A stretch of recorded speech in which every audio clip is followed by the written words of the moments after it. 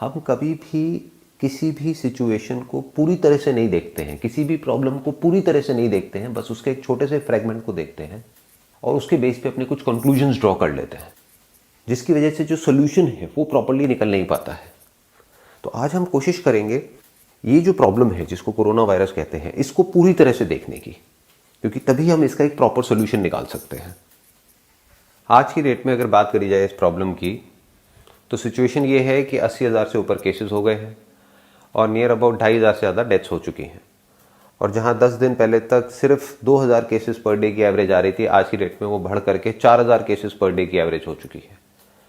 तो इससे हम क्या कंक्लूजन ड्रॉ करेंगे, हमारा जो माइंड है वो क्या कंक्लूजन ड्रॉ करेगा कि जो केसेस हैं वो बहुत तेजी से बढ़ रहे हैं। लेकिन क्या ये सच है?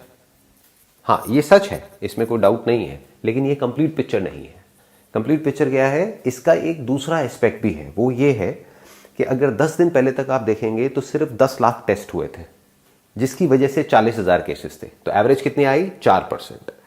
आज की डेट में जो टेस्ट की एवरेज है वो बहुत ज़्यादा बढ़ गई है। डेली के on an average 1 lakh test हो रहे हैं। तो पिछले 10 दिन में कितने टेस्ट हो गए? 10 लाख और हो गए, यानी कि टोटल 20 लाख टेस्ट हो गए। तो ये केसेस 40,000 से बढ़ करके 80,000 हो गए हैं, ऐसा हमें लग रहा है। एक्चुअल में केसेस नहीं बढ़े हैं, टेस्ट बढ़ गए हैं। यानी कि अगर टेस्ट को और बढ़ा दिया जाए तो हमें लगेगा कि केसेस और बढ़ गए हैं, और अगर टेस्ट को कम कर दिया जाए तो केसेस कम हो जाएंगे।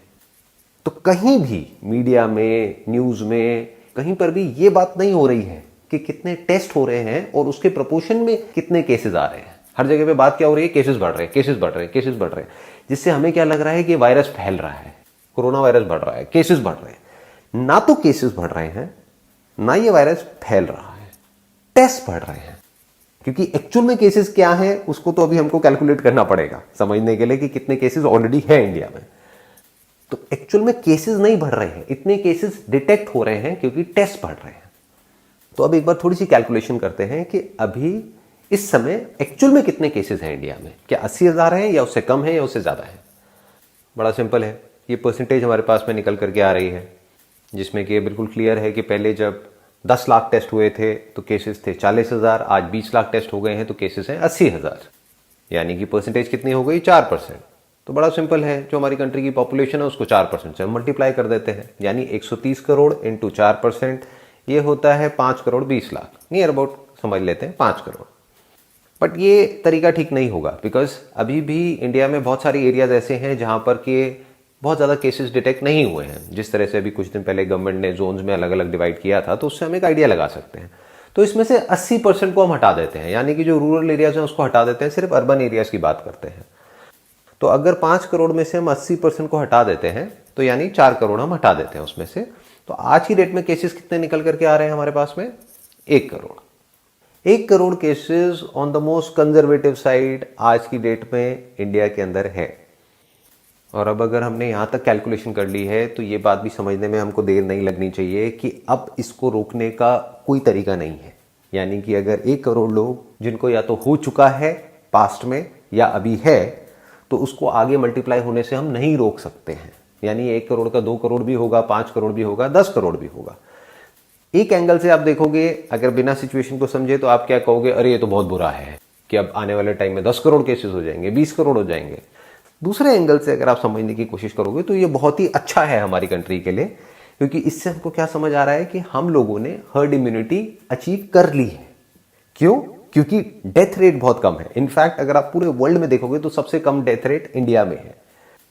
तो ये हमारे लिए बुरा नहीं है, हमारे लिए अच्छा है, क्योंकि ये जो प्रॉब्लम है जिसको कोरोना वायरस बोलते हैं, इसका सिर्फ एक ही सॉल्यूशन है, वो है हर्ड इम्यूनिटी, ना कि लॉकडाउन। क्योंकि लॉकडाउन आप कब तक कर सकते हो? घर में कब तक बैठे रहोगे? कभी तो बाहर निकलोगे, और जब बाहर निकलोगे तो वायरस तो वहीं का वहीं है, ये तो कहीं जाने वाला है नहीं। हर्ड इम्यूनिटी का मतलब ये होता है, अगर ज्यादा से ज्यादा लोगों को ये वायरस हो जाता है और उनके अंदर एंटीबॉडीज डेवलप हो जाती हैं इस वायरस से लड़ने के लिए, तो इसका जो स्प्रेड है वो बहुत ही स्लो डाउन हो जाता है।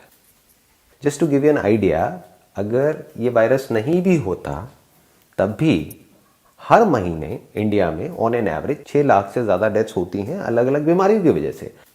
हाँ, उसमें ट्रिगर कोई और होता है, कोरोना वायरस नहीं होता, कोई और होता है, कोई और इन्फेक्शन होता है जिसकी वजह से कोई और बीमारी ट्रिगर हो जाती है जो ऑलरेडी किसी न किसी के अंदर होती है। और ये हमारे जो स्टैटिस्टिक्स है, जो डेटा है, वो क्लियरली हमको दिखा रहा है कि ये जो डेथ्स हुई हैं, इसमें से ज़्यादातर डेथ्स वो हैं जो 60 साल से ऊपर हैं। और सिर्फ इतना ही नहीं, वो भी लोग वो हैं जिनके अंदर ऑलरेडी कोई ना कोई बीमारियां पहले से थी। तो इसने सिर्फ ट्रिगर करने का काम किया है, इसकी वजह से डेथ नहीं हुई है। और वो ट्रिगर जरूरी नहीं है कोरोना वायरस की वजह से हो, वो नॉर्मल वायरल इन्फेक्शन की वजह से भी ट्रिगर हो सकता है। तो अब सवाल ये उठता है यहाँ पर कि इंडिया में इतना कम डेथ रेट क्यों है, उसके पीछे क्या रीज़न है। उसके पीछे कई रीजंस हैं, लेकिन उसमें सबसे बड़ा रीज़न ये है कि हमारे यहाँ की जो पॉपुलेशन है वो यंग है, यानी कि 90% से ज़्यादा जो पॉपुलेशन है उनकी एज 60 साल से कम है।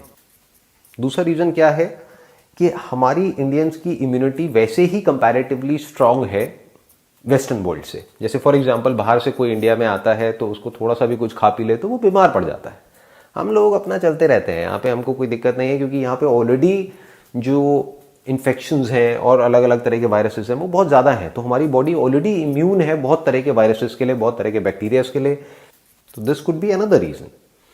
लेकिन रीज़न चाहे कोई भी हो, चाहे वो साइंटिफिकली प्रूवन है या नहीं है, जो हमारे नंबर्स हैं वो हमको क्लियरली ये बता रहे हैं कि इंडिया में डेथ रेट सबसे कम है पूरे वर्ल्ड में।